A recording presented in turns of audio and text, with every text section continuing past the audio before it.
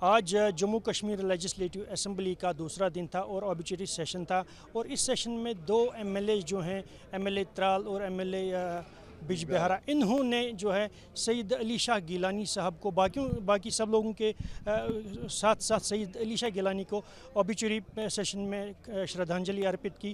تو ان سے بات کرتے ہیں، ہمارے ساتھ اس وقت کھڑے ہیں ایم ایل اے بج بہارا، ان سے بات کریں گے۔ سر آپ یہ بتائیے ہمیں پہلے کہ کل پی ڈی پی کی طرف سے ایک ریزولوشن پیش کیا گیا تھا، تو آپ اس کے بارے میں کیا کہتے ہیں؟ نہیں، کوئی ریزولوشن نہیں تھا۔ بزنس میں کہیں ایک پروسیجر ہوتا، rules and business of the house, اس کے تحت آپ کو پہلے ہی کہا جاتا ہے، ریزولوشن دیے جاتے ہیں، ڈراپ لاٹس ہوتا ہے، پھر ریزولوشن ایکسیپٹ ہوتا ہے، اس کے بعد آپ کو چٹھی جاتی ہے کہ آپ کا یہ ریزولوشن ایکسیپٹ ہوا آفیشیلی، تو اس کے بعد آپ ریزولوشن لائیے، اس پہ کوئی مسئلہ نہیں۔ خواہ ایسے آپ اٹھا کے بے رنگ چٹھی دے رہے ہیں اور میڈیا کی وہ سرخیاں بٹورنے کے لیے، مجھے سمجھ ہی نہیں آ رہا کہ اس میں کیا مقصد تھا، سوائے اس کے کہ میڈیا کے سامنے اپنے آپ کو پیش کرے اور نیشنل کانفرنس کے کور ایجنڈا کو پھر سے ایک بار چرانے کا اٹیمپٹ تھا، اور کچھ نہیں۔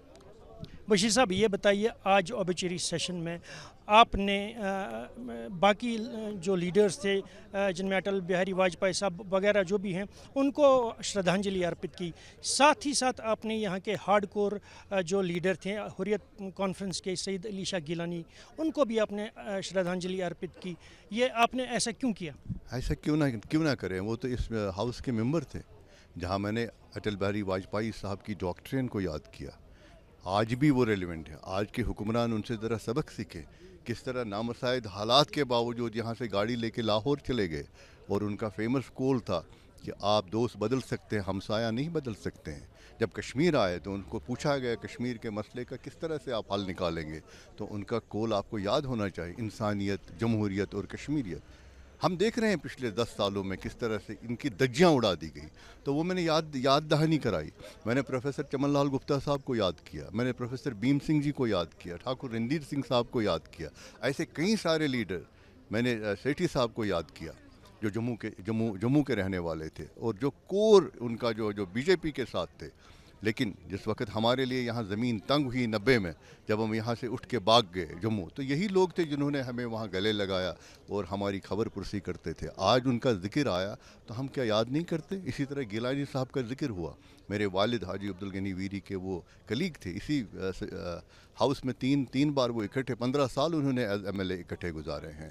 کئی بار مجھے شرف حاصل ہوا ان کے پاس بیٹھنے کا، سیکھنے کا، اچھی باتیں کرتے تھے۔ تو آج ان کا ذکر آیا اس میں، تو ہم یاد کیوں نہ کریں؟ میں نے ان کو یاد کیا، اس میں کون سا طوفان آیا؟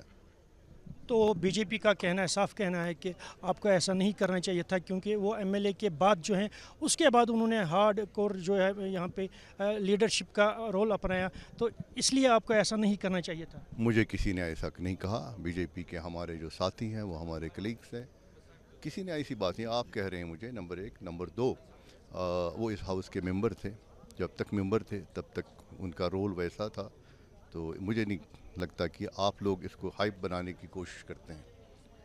Thank you sir. تو یہ تھے ایم ایل اے بج بہارا بشیر احمد ویری صاحب۔ ان کا صاف کہنا ہے کہ جو انہوں نے آبچری سیشن میں باقی لیڈرز، اٹل بہاری واجپئی، سومناتھ چٹرجی، دیویندر سنگھ رانا جیسے لیڈرز کو انہوں نے شردھانجلی ارپت کی، اسی طرح انہوں نے سید علی شاہ گیلانی کو بھی شردھانجلی ارپت کی، کیونکہ وہ یہاں پہ بھی ایم ایل اے رہ چکے ہیں، اور اسی لیے ان کا یہ کہنا ہے کہ اسی سلسلے میں انہوں نے ان کو شردھانجلی یہاں پہ ارپت کی۔